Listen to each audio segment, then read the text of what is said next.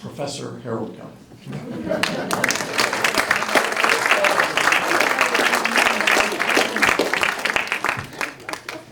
Thank you, Noel, and thank you all for coming today. It's a tremendous joy and honor to be here celebrating my longtime colleague, Michael Reisman, with whom I served on the Yale Law School faculty for, Michael, if you can believe it, 37 years. When I came to Yale in 1985, I was told that there was the New Haven School of Policy-Oriented Jurisprudence, founded, of course, by the great Myers McDougall and Harold Laswell, but it had been taken over by its new dean, Michael Reisman, who led a group of often cantankerous individuals of different views: Oscar Schachter, Richard Falk, Burns Weston, John Norton Moore, but also President Rosalind Higgins of the International Court of Justice, toward a vision of policy-oriented jurisprudence and international law. As dean of the New Haven School of International Law, Michael and McDougall and Laswell challenged the idea of political realism, saying it underestimated the role of rules and legal processes and overemphasized the importance of naked power. Instead, they insisted on an abiding belief that even in international affairs, law and rules do matter. And in a truly brilliant lifetime of work as the dean of the school, Michael gave the school new insights, vitality, and brought it into the 21st century. The arguments of the New Haven School were that international law is not just a set of rules, but a process of authoritative decision-making dedicated to promoting a policy-oriented jurisprudence that serves normative values, particularly the goal of human dignity, and making deep and abiding commitments to interdisciplinary study process, connecting law and policy, and promoting normative values. I say that because if you want just more proof that this is on the front pages every day, the war in Ukraine is just the latest test case. My longtime joke with Michael has been that I am his other Harold. Harold, of course, with whom he began his career, was Harold Laswell, but because he was the dean, Michael was the dean of the New Haven School, an invisible school, he was my other dean. And I said that as my other dean, he gave me permission to be a special student in the New Haven School of International Law. Now, the New Haven School of International Law has mutated in a number of ways, and we have argued, starting in about 2007 in the Yale Journal of International Law, and most recently in a keynote speech I gave at the Hague Academy of International Law, that there is a new Haven School of International Law. These are just some of the American practitioners. But make no mistake, all of them owe the roots of their commitment to process the law as a system of order, but presuming normative values, a connection to interdisciplinary studies, and the connection of law and policy to Michael himself. Now, Noel has talked about Michael as a scholar. I think it's fair to say that he writes faster than most people can read. This is kind of unfortunate. Just as you finish reading one of his books, another one comes out. And so in the many years I've been there, there's not a moment where Michael has not made me feel inadequate.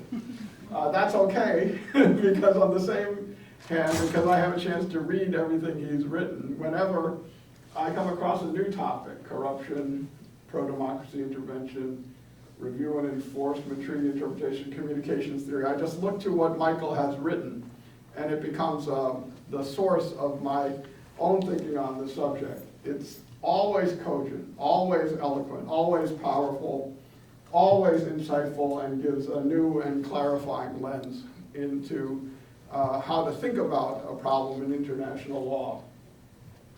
As a teacher, Michael has been just extraordinary. He gives so much to his students, as evidenced by the many of you who are here today. He leaves nothing, no stone unturned in trying to help them. and guide them.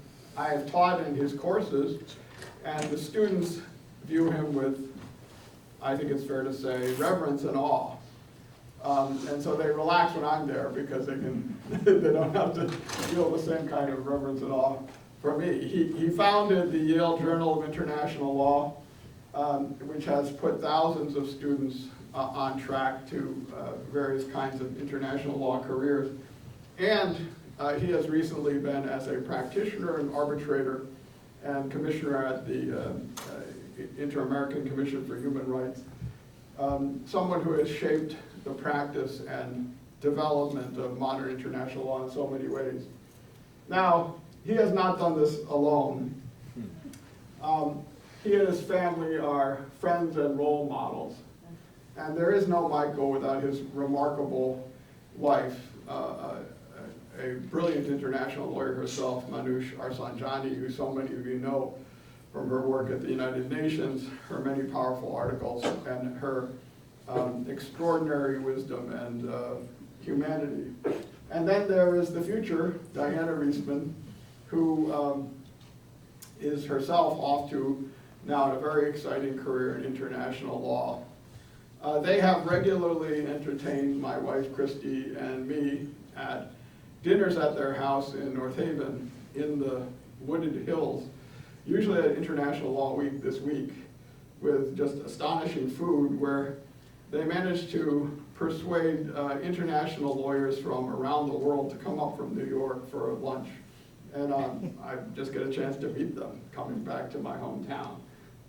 So this has just been a friendship that as a young professor, now not so young professor, gave me unbelievable joy and satisfaction. So how does Michael's work and life accomplishments relate to today's lecture? As you know, we are in an important moment in international law. Joe Biden entered the White House determined to reverse the excesses of the Trump administration, but he also resolved to try to restore the post-war liberal order of international law and institutions that had existed since World War II. And the question is, can he succeed? You could state the larger question as international law, thick or thin. Michael and Myers McDougall and Harold Laswell had sketched a vision of a thicker notion of international law, a values-driven, multi-actor oriented, that could meaningfully affect the future of political events. My question is, are we seeing a renewed emphasis on a thinner, more interstitial, classical set of elements of international law at a time of enormous challenge to the international law system, whether from the war in Ukraine, climate change, or the global pandemic? Now, it's of not small interest that so many of the key foreign policy decision makers in the Biden administration are in fact students from Yale Law School who studied under the New Haven School and the New Haven School. Most obviously, Jake Sullivan, the National Security Advisor, John Feiner, the Deputy National Security Advisor, Wale Adeyemo, the Deputy Secretary of the Treasury specializing in international issues, Beth Von Skok, Global Ambassador for International Criminal Justice, Jim O'Brien, the Ambassador at Large for Sanctions Coordination, very busy at work these days, Caroline Krass of the Defense Department General Counsel's Office, Gina Raimondo, Secretary of Commerce, again a leading player in international affairs, Kate Heinzelman, General Counsel of the CIA, and many, many others. But suffice it to say that their worldview, while obviously coming from many sources, has been shaped by what they studied at Yale Law School under Michael. I was talking to Beth Von Skok just this weekend, and she told me, you know what the best thing is about Yale Law School? And I said, what? She said, because all the courses about international law has different names. You can take international law 3 times. She said, I took World Public Order with Michael Reisman, then I took transnational law with you, and then I took international law with another professor. And so that's how I finally learned it, she said. Which brings us to Biden's first 20 months, which is a play in 4 acts, global and personal. It's framed by the famous statement by that great philosopher, Mike Tyson, who said, everyone has a plan until they get punched in the face. That is essentially what happened with the Biden administration. So the 4 acts are: first, is there a Biden doctrine? Second, what was the plan and what was it like to execute it? Third, what challenges have arisen? And then Act 4, Russia's invasion of Ukraine starting in February 22, which has launched a new era of challenge. Now, the Trump period had been one of singular attack on the international system that we inherited. And Trump himself pursued a policy which, in a book I wrote in 2019, is essentially disengage, no translation, and no leverage. His thought was that we should engage in unilateralism, America first, that the United States should ignore international law and act based on national interest, and there was no visible strategy for multilateral engagement on these issues, as evidenced by, among other things, his desire to withdraw from NATO, which is, you can think about what it would mean right now had he been successful in doing so. Biden, when he came in, very explicitly announced that he would resume an approach first taken by Clinton and Obama, namely engage, translate, and leverage. When in doubt, engage with our allies around common values. When in doubt, and in facing new international law situations, apply the spirit of the laws from the 20th century to meet 21st century challenges. And then use diplomacy, democracy, and development with other tools to try to achieve lawful and sustainable results.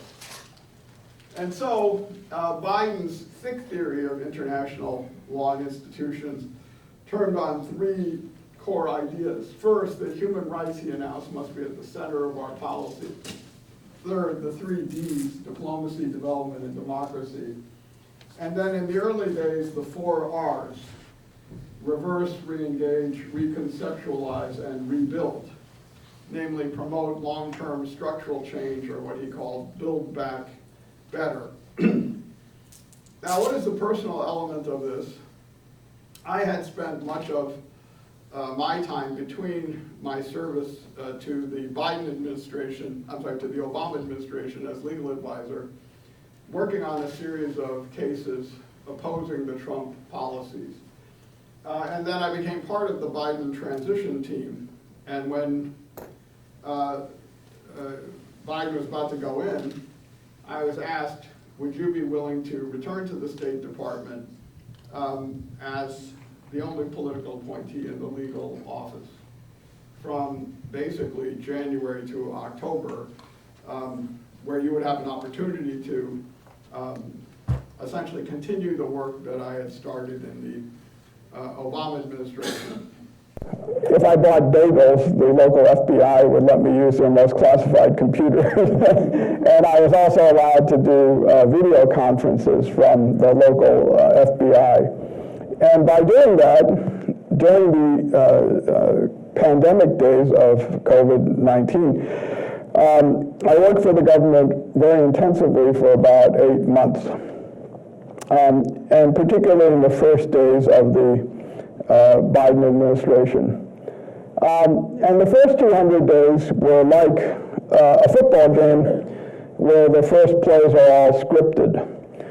We had spent the transition planning, and so following on the president's directive, in short order, we ended the Muslim ban, repealed the Remain in Mexico policy, allowed transgendered individuals into the military, started the Gender Policy Council, and then re-engaged with the world, rejoining the Paris Climate Accord on day 1, rejoining the World Health Organization, renewing the New START Treaty, rejoining the Human Rights Council through re-election, lifting sanctions on the International Criminal Court, re-engaging the Iran nuclear deal talks, although they obviously have not concluded, and resuming the agonizingly slow process of Guantanamo closure, where now there are only 36 people left, 20 of whom are ready for transfer. On human rights, I did an article in 2003 arguing that the U.S. human rights policy should have three simple elements: tell the truth, lead by example, and be consistent toward the past, present, and future. And Secretary Blinken, I think, very much held these values to heart. He repudiated Mike Pompeo's Commission on Unalienable Rights, which had focused in on blocking reproductive rights and the religious freedom, particularly of Christians. He acknowledged that our history has not been perfect, but that we would try to lead by example. And then toward the past, he took a position that we should restore accountability with reconciliation. The administration was the first to acknowledge the Armenian genocide of 1915.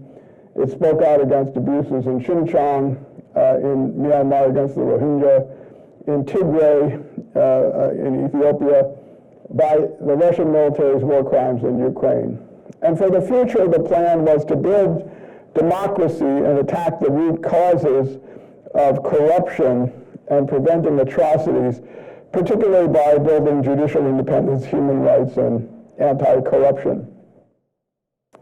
For the UN Human Rights Council, the United States was again elected after having left under Trump with this as its platform. And in the area of international criminal justice, the tortured history had been that after supporting Nuremberg and the Yugoslav and Rwanda tribunals and the hybrid tribunals, the United States did not sign the Rome Statute in 1998. But the Clinton administration, when I was Assistant Secretary for Human Rights, did sign it. But John Bolton unsigned it on behalf of the George W. Bush administration. Congress passed something called the American Service Members Protection Act. And in 2012, the Obama administration rejected the Bolton letter in a speech I gave here in New York, saying that we do not intend to frustrate the object and purpose of the Rome Statute.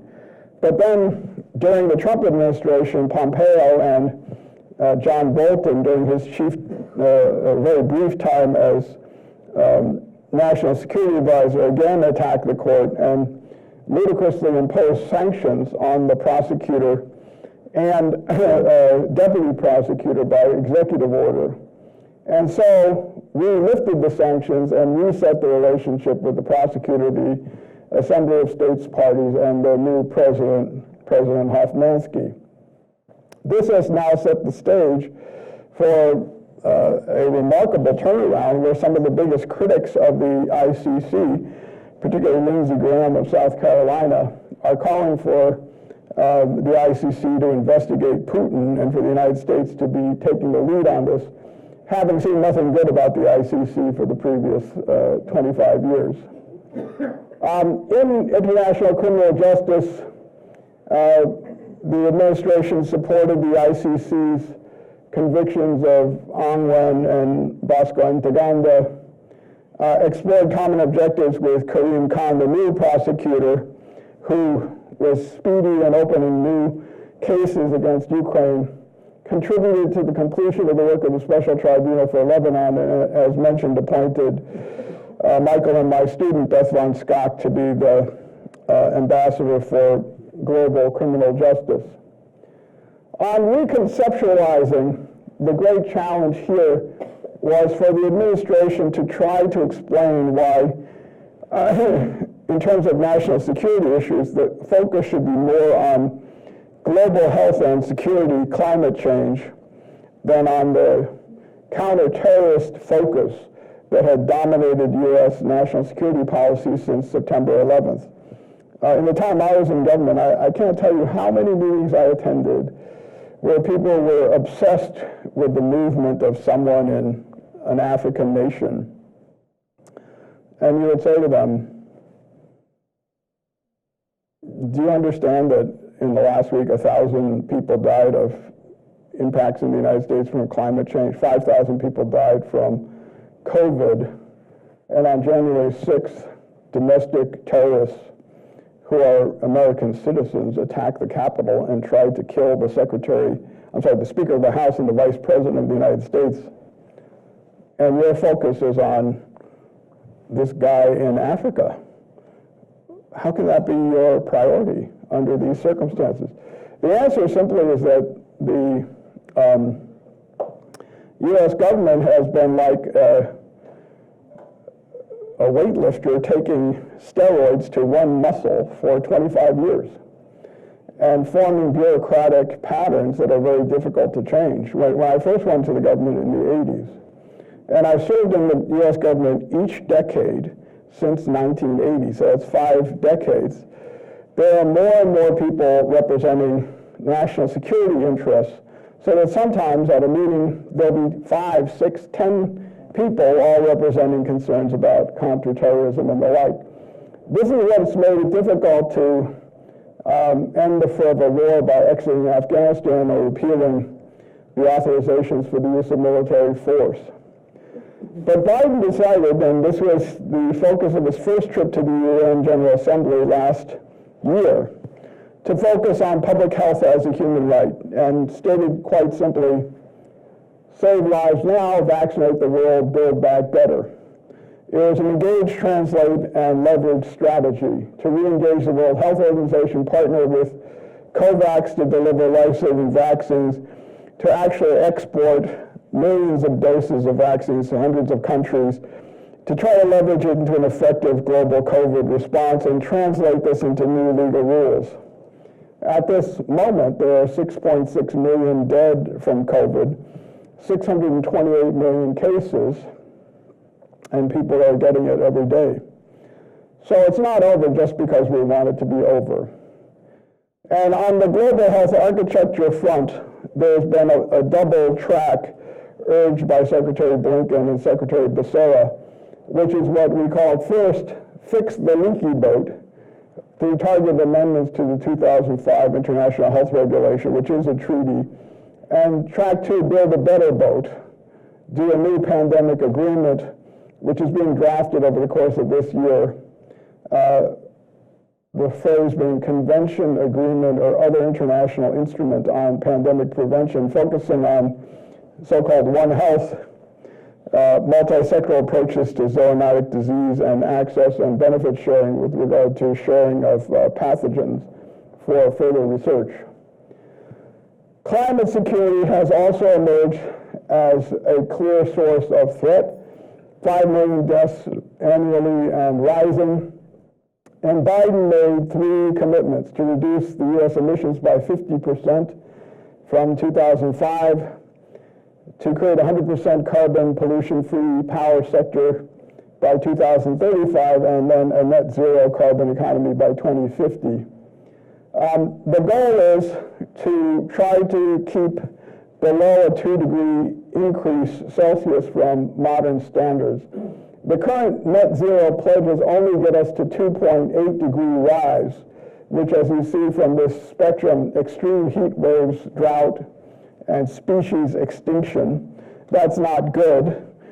The goal pursued in Glasgow was keep 1.5 alive, which is a much more sane sea level rise of 48 centimeters, but still displacing millions of people. The question is this realistically achievable? My own son, William, experienced this as a public health student at Harvard. He went to Kiribati, which is this island nation in the Pacific, for 8 months. And of the islands that he was working on, 3 of them are now gone. And one of the impacts was they used to have fish because they used to have coral reefs. The coral reefs are gone, the fish are gone.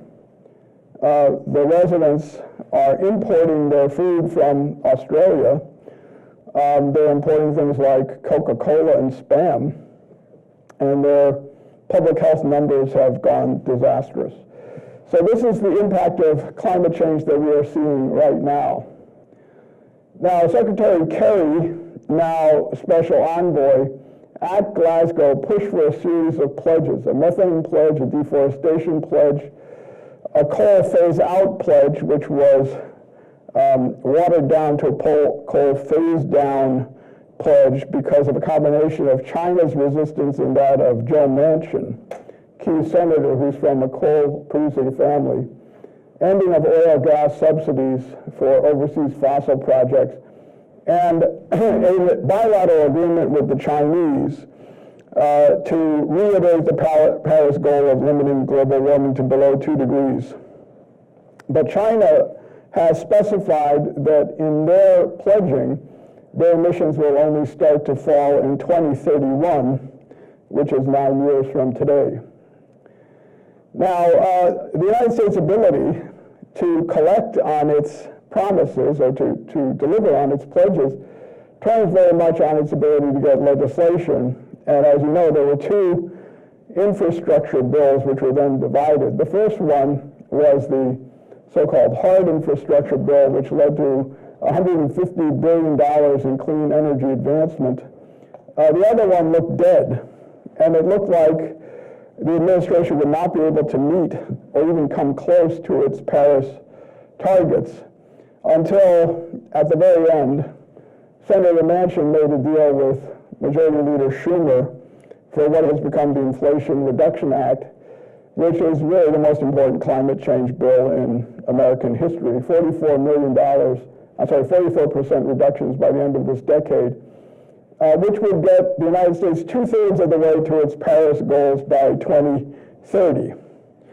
So the big meeting will be this December in Sharm el-Sheikh, Egypt, where the question is, will the United States' ability, now based on its legislative success, really a miraculous one under the circumstances, allow it to show more leadership at Sharm el-Sheikh than it was able to show in Glasgow. This brings us to Act 3, when the administration started getting punched in the face. And there are three major challenges: human rights, Afghanistan, and immigration policies, where the administration, the Biden administration, initially pledged to reverse Trump's policies, but have ended up keeping a surprising number of them. We all know the sad circumstance as the need for oil has grown because of the Ukraine crisis.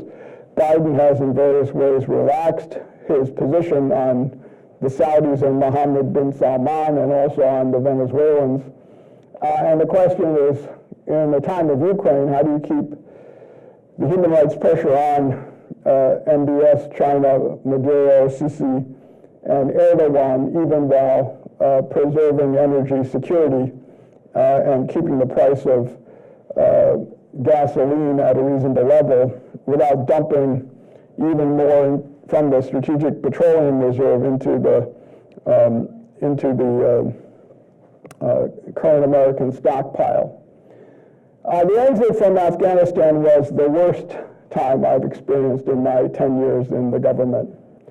It was chaotic and messy. In retrospect, it was ugly but necessary. I think that there is very little taste to stay in Afghanistan.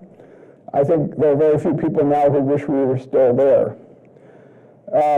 Trump had already agreed to leave, so the only flexibility Biden had was to try to leave a little later. He specified September 11th, 2021. And then, in fact, the Taliban swept across the country in August. There's nobody in the world who leaves a month early who doesn't leave in a chaotic fashion. But there are four factors that should be mentioned that have gotten insufficient attention. The obvious one, which has gotten attention, is the Biden administration's weak consultation with our allies, which I think was unforgivable. Or the fact that it was Ashraf Ghani's government, they were begging for the administration to say it wasn't leaving, and then in fact they left. They were planning to leave. The military intelligence failed the Biden administration. They kept telling the White House, you have 90 days, and then the major provincial centers fell a couple days later. And then Congress had set up a 14-step requirement for Afghan refugees to enter the United States, which was essentially based on the notion that no one who had any contact with the Taliban would be allowed to enter, which, given the amount of time that the Taliban had been in Afghanistan, was a ludicrous commitment. And many of these people are still stuck in limbo in so-called lily pads like Doha, Kosovo, and the like. Congress should have changed this rule. Congress is at the same time keeping this 14-step program and blaming the Biden administration for failing to do large-scale evacuations, and it really can't have it both ways. The southern border, I think, has just been a disaster. There should have been a focus on how to humanely address the asylum rights of migrants from Haiti, Mexico, Guatemala, El Salvador, and Honduras. In the early days, the Biden administration said it would lift all of the Trump policies. In fact, it has largely kept them. And in the area of Title 42, which was the use of public health authorities to keep asylum applicants from getting across the border, they maintained a policy that they explicitly said was illegal. And so on my way out in October, I wrote a memo, an internal memo, which said I thought that this policy was illegal and inhumane and should not be maintained. Some people thought that this was a letter of resignation. It was not. It was an internal memo that got leaked. In fact, my position was then taken by the DC Circuit panel, but the Eastern District of Louisiana kept the Title 42 policy in place, and the Biden administration has maintained it. In my view, a huge error. Meanwhile, the remaining protocol, Mexico policy lifting, was finally upheld by the Supreme Court in a surprising decision last spring. This recalls something I argued in 1994, the so-called Haiti paradigm. Large states usually fail to address the root causes of human rights abuses, and so they proliferate. The U.S. executive branch reacts belatedly, not to the root causes, but to the symptom, which is refugees. Human rights advocates bring lawsuits which let U.S. courts legitimate the executive reaction, and then we end up with an upside-down human rights policy where the government's official positions, legitimated by judicial endorsement and legislative acquiescence, are anti-refugee and curiously tolerant of human rights abuse. And that's where I think we are at the southern border. But Biden's biggest challenge has been restoring a thick liberal international order, as exemplified by Immanuel Kant's To Perpetual Peace, which spoke not of a world government, but a law of nations founded on a federation of free states. Think of it as a League of Nations or a United Nations, a group of United Nations sharing values, or a community of democracies. In contrast, this system of global governance had inspired the entire system of World War II institutions and constitutions to end war, the UN and NATO, to prevent economic depression, the Bretton Woods system, and to tackle other kinds of global problems, including the World Health Organization, etc. But this order has been upset by other authoritarians, including Trump, who attack the courts and law, who reject diversity and inclusion, who demonize immigrants, cower legislators, disparage bureaucrats, attack the media, reward their cronies, and claim constitutional checks and balances must give way to the will of the people. And they've obviously been joined in just the last few weeks by the new leader of Italy. And the question is the alternative that's emerging an extremely thin, illiberal international order of the kind we saw in 1984, where there's spheres of influence, where fake news prevails, and where authoritarian leaders befriend one group of leaders at one point and then different leaders at another point. I couldn't not think about this when Trump went to North Korea and suddenly decided that he was in love with Kim Jong-un, one of the worst human rights violators in the world. Now, the Biden doctrine has focused in on thickening this view and trying to return to the Kantian vision. Jake Sullivan in January of 2022 said, we will do two things: invest in diplomatic alliances to address all of these challenges, which is essentially engage, translate, and leverage, and show that democracy delivers. We're in a decisive decade when it comes to democracy proving it is the form of government best suited to delivering for its citizens, meaning that the United States should strengthen democracy both at home and abroad as both a means and an end. This is a pervasive theme of Biden's administration. Take a look at this speech in May by Secretary Blinken, which essentially used the exact same rationale to describe how the United States would invest, align, and compete with China on a range of issues. And so, Biden's grand strategy has been to rebuild the 21st century Kantian vision. And he said so very explicitly in October, and he has launched two new democracy summits, one last year and another one coming up in a few months. And so, at the end of this third act, you can think of the Ukraine crisis as a kind of proof of concept for Biden's strategy of investing in democratic alliances. Will it work? Is it working? So here is Ukraine, which a map that we now all know well. And we all know the story in 2013, the revolution of dignity at the Maidan, a mass popular uprising in favor of European integration. The pro-European President Poroshenko comes to power, and the Obama administration supported the Maidan revolution. Most importantly, the leader of the Biden initiative the Obama initiative was Joe Biden, then Vice President of the United States. Biden has been to Kyiv maybe a dozen times. He's worked very closely with all the leaders. He understands the situation on the ground there extremely well, as does Toria Nuland, Undersecretary of State for Political Affairs.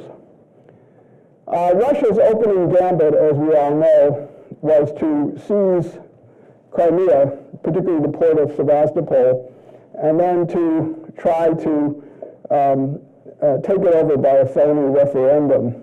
Meanwhile, using little green men who were not wearing uniforms, called the Luhansk and Donetsk People's Republic to try to seize these eastern regions on the Russian border. But the Ukrainians fought back, and this is something that people forgot, because the Ukrainians had actually been fighting with the Russians in Donetsk and Luhansk for the last 8 years, and have in fact figured out many of their military tactics and have been quite successful in their resistance. I went to Kyiv a number of times. If you go to the Maidan, you see pictures of the martyrs of the Maidan and Donbass. And walking down the street, you will see their battle-tested forces, but also their casualties. Starting in 2014, the Russians began to equate continued Ukrainian control with Nazism. So this says, on March 16th, we choose between the Nazis or Russia. And in 2014, pro-Russian forces shot down a Malaysian airliner over eastern Ukraine, killing 298 people, including 4 infants. This is an extraordinary picture. Putin has at the same time comprehensively violated Ukraine's law of the sea rights. This is a picture of a bathyscaphe where Putin is coming up, having just seized some underwater cultural heritage. And among the other sources of environmental injury has been obstructing navigation with the Kerch Strait Bridge separating the Sea of Azov, which has just been mysteriously bombed. In the meantime, Ukraine elected a relatively unknown television star, Vladimir Zelensky, 41 years old, as president. And there's a lot of skepticism at the time. He's 41 years old. He played in a TV show, which you can watch on Netflix, Servant of the People, where a history teacher becomes president of Ukraine. It's actually quite funny if you watch it. There's a scene where he gets a telephone call from Angela Merkel inviting him to join the NATO, and he's ecstatic, and then she says, no, I thought you were from Estonia. So he hangs up the phone. He was the first Jewish president, hence making it highly doubtful that he would be a neo-Nazi. But he beat Poroshenko by 73% of the vote. And he's extraordinarily media savvy. He won Dancing with the Stars. He posted videos of his workouts on Instagram. And as we have since learned, he is both a very courageous person and a social media genius. And so, working with colleagues, 3 from the law firm of Covington and Burling, the head of the International Legal Department of the Foreign Ministry of Ukraine, and my friend Jean-Marc Tuvinin of the University of Nanterre, we formulated a legal strategy to fight Russian aggression. Our overall theory was Putin's short game is force, our long game is law. That we would do 5 things. Spread information on the theory that this was good for transparency could only help Ukraine. Isolate Putin and make him an isolated outlaw in an interdependent world. Use the tools of law to brand as many of his actions and those of his underlings and cronies as illegal. Try to provoke a Dayton-like diplomatic process. And accountability to preserve criminal and civil accountability, domestic and international, which it was done at Dayton, so that both Slobodan Milosevic and Radovan Karadzic ended up before criminal courts in The Hague. We filed our first cases in 2017, an arbitration under the Law of Sea Convention before the Permanent Court of Arbitration, and a case at the ICJ charging Russia with violations of the International Terrorism Financing Convention for actions in Luhansk and Donetsk, and also comprehensive racial discrimination in Crimea. We won provisional measures in 2017, and we won preliminary objections in 2019. And in our last meeting, 2021, we asked our clients, what would you do if Putin invades? And they said, what would you do? And we said, we'd file another case. And they said, well, why don't you develop such a case? And as you know, February 2022, Putin invaded. During that period, we had already developed an application to go before the ICJ. We didn't hear anything from the clients. And then suddenly they called us and they said, we've driven 26 hours to the Carpathian Mountains. We desperately need to do something. The president was asking us to do something. And we said, we've suggested this lawsuit. And they said, go. Now, what some people forget is that in February 2022, 3 wars were launched simultaneously. The first was kinetic, a traditional aircraft, tanks. The initial shock and awe strategy of Putin failed spectacularly. He then settled in for a brutal war of aggression and atrocity, with his main focus now on securing Crimea and 4 eastern provinces that include the Donbass. But he combined this with extraordinary brutality, indiscriminate shelling, up-close brutality, and then a diplomatic strategy of annexation, which the UN General Assembly has fortunately rejected as illegitimate in its most recent vote of a couple weeks ago. In cyberspace, the kinetic attack was combined with a coordinated Russian cyber assault on 48 Ukraine entities, mainly by compromising computers and spreading wiper malware, particularly something called Foxblade, which was supposed to wipe the contents of Ukrainian computers. And in the same way as they positioned false malware and false code, they positioned false narratives and disinformation directed toward Russia to persuade older Russians to support the war, to the Ukrainians to demoralize them, to US and Europe to prevent them from getting involved, and to non-aligned nations to prevent them from joining in. Meanwhile, Ukraine pushed back with a lot of private help with a strategy called the 4Ds, detect, defend, disrupt, and deter. And its major victory has been spreading its digital operations and data assets through cloud servers across Europe. They've used artificial intelligence to detect breaches of their computer security systems and have automatically installed endpoint protection or so-called security patches, as a result of which Ukraine has largely won the defensive cyber war so far. But the third war has been legal. Ukraine launched a full-court press lawfare strategy, 2 cases at the ICJ, 3 at the Law of the Sea Treaty, 5 at the European Court of Human Rights, urging a preliminary investigation at the ICC, a WTO case against Russia in international trade and transit, and a series of international commercial arbitrations about expropriated Ukrainian assets for previously public companies. Now, we noticed quite early that the Russians were continuing to argue that Ukraine was committing genocide and that that was the basis for their special military operation. So we argued that Putin's lies created jurisdiction. There's a factual dispute whether genocide is occurring, and a legal dispute whether that gave Russia any right to dispatch troops inside the territory of Ukraine. We thought that the factual dispute and the legal dispute constituted disputes over interpretation, application, and fulfillment of the Genocide Convention and conferred ICJ jurisdiction. At the time I was in Oxford, that's my daughter, Emily, who lives here in Brooklyn, and we decided we'd just go back over to The Hague and wait and see when they scheduled the hearing. There we found everyone was supporting the Ukrainians.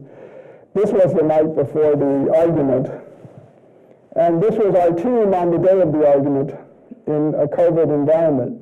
You see that the Russians did not show up, and that 4 of the judges were only there on Zoom. And the question was how to present the issue.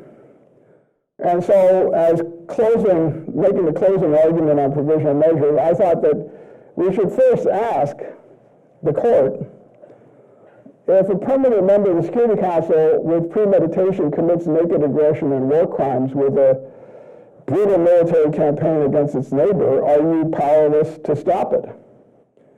The answer should be no. And then to say, if they can do this here, they can do this anywhere. If this court doesn't act decisively against this level of aggression and atrocity, why should any permanent 5 UN member see international law as an obstacle to its will? Why wouldn't we be forced to concede that the entire post-war international experiment has failed? But then, obviously, you have to say to them, you must do something, but you don't have to do everything. And so we said, the provisional measures we request are reasonable and achievable. You have the authority. Anything less would fail to vindicate the rule of law, and the world awaits your actions. Just 9 days later, we got an order 13-2 ordering Russia to immediately suspend all military operations by military and paramilitary in the territory of Ukraine. This is hugely important because there is now no doubt that any of the actions that they've taken since, to the extent that we can quantify damages, is illegal and subject to the jurisdiction of the court. And they ruled unanimously, even the Russian and the Chinese judge, that Russia can't aggravate the dispute by using chemical or hypersonic weapons, which in fact they appear to be using. Now, this was received by some journalists by saying the ICJ can't enforce its own rulings. To which my answer was, No court anywhere in the world can enforce its own rulings.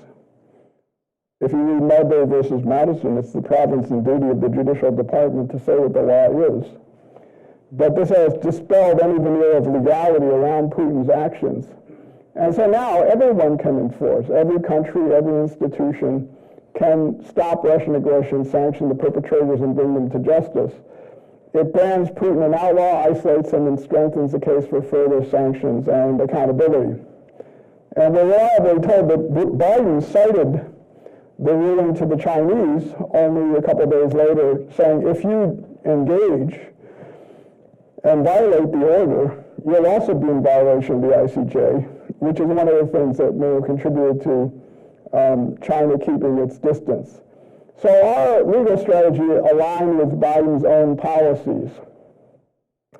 Where are we now? And then let me wrap this up. Our genocide case continues with a huge number of interveners. Our other case continues, now focused on Crimea and the Donbass. This is ready for the merits. We're hoping for hearings on these in 2023. There's discussion about civil reparations and compensations with regard to the 365 billion pounds of Russian assets. Question what kind of compensation mechanism do we need? And then criminal accountability, the challenge of complementarity. The Ukraine Prosecutor General has already gotten the first plea bargain. The International Criminal Court, 43 states have referred the case to Karim Khan, who has sent 42 investigators to Ukraine. And discussion continues about a special aggression tribunal for Putin. The longer road is what we call accelerated Dayton. Could we use 27.3 of the UN Security Council, the UN Charter, to prevent Russia from voting because it's a party to the dispute? The use of the United for Peace resolution, keeping China neutral, isolating and sanctioning Putin and his cronies, particularly the oligarchs, by making them today's Pinochets, while keeping cyber escalation under check. This is a road sign in Ukraine, says all roads lead to The Hague. Supporting institutions that can achieve accountability, using the Milosevic trial as a blueprint, gathering archives of evidence, building prosecution capacity, and addressing the issue of jurisdiction, sovereign immunity. Already we have an unprecedented effort at global intelligence gathering. Director of National Intelligence Task Force, a unit at the U.S. Embassy in The Hague, collection of data by the High Commissioner for Human Rights and Special Rapporteurs, NGOs, particularly one called Truth Hounds, websites like Bellingcat, and digital crowdsourcing, for example, Conflict Observatory. This picture is from the Yale School of Public Health Humanitarian Research Lab, showing a filtration camp. What we're seeing is a rare combination of naked aggression and atrocities in service of annexation, for which obviously superiors are criminally responsible. The chargeable violations include charges for forced displacement to filtration camps, environmental crimes at Zaporizhzhia, unlawful use of cluster munitions, various crimes against humanity, and possibly making the case for genocide as well as an aggression before whatever tribunal might be able to try that crime. And clearing the pathway for meaningful U.S. support of the ICC. Jason Crow is pushing for legislation that would actually send American prosecutors over with the blessing of the U.S. Congress, and Attorney General Merrick Garland has already gone and created a war crimes atrocities team in Kyiv. What will be the end game? Well, recently, Putin suggested and made positive reference to a peace proposal issued by Ukraine last year, mentioning no NATO membership, security guarantees, non-nuclear status, civil reparations and criminal accountability, prisoner exchange, and then the big one, territory. But he announced this in tandem with his endorsement of planned referenda. And clearly, for this to proceed, we need a diplomatic mechanism as well as China and India staying on the sidelines. My late boss, Secretary Albrecht, I think got it right. As President Clinton said shortly after her funeral, she thought the Ukrainians could prevail if we just stick with them. And I think it's not a bad summary. Let me close with this.